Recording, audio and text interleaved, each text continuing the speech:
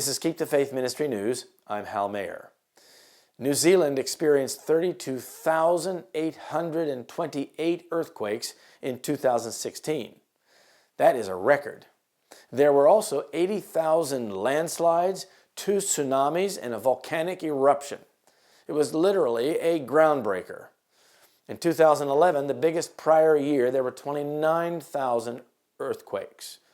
You'd be hard-pressed to find someone who wasn't impacted in some way by earthquakes in New Zealand this year, wrote Sarah McBride, a GeoNet blogger. Normally, New Zealand only gets one quake a year above magnitude 7, so when a 7.1 hit the northeast coast in September, causing minimal damage on land, many thought that the country had met its quota. But then the devastating Kaikoura 7.8 earthquake hit 2 months later. In 2.5 minutes, the earthquake moved across numerous faults, its seismic energy pooling and then overflowing into one fault after the other, moving similar to the famous bucket fountain in Wellington, McBride said. Along the way, the earthquake ruptured faults, tore through earth, and raised the seabed off Kaikoura. 2 people died and hundreds were displaced from homes and businesses.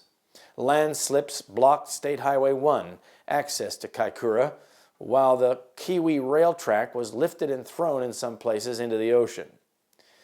What will put that quake in the record books was not its size, but its unique rupture process and the slow slip earthquakes it triggered. We had only rarely seen an earthquake behave quite like this one. New Zealand breaks new ground again, McBride said. New Zealand experienced 2 earthquakes with magnitudes over 7.0, 10 between 6.0 and 6.9, 122 of magnitude 5.0 to 5.9, and more than 30,000 smaller ones. Those who are watching the end-time prophecies will recognize that an increase in seismic activity is one of the signs Jesus pointed to when he said, "There shall be earthquakes in diverse places." Matthew 24, verse 7.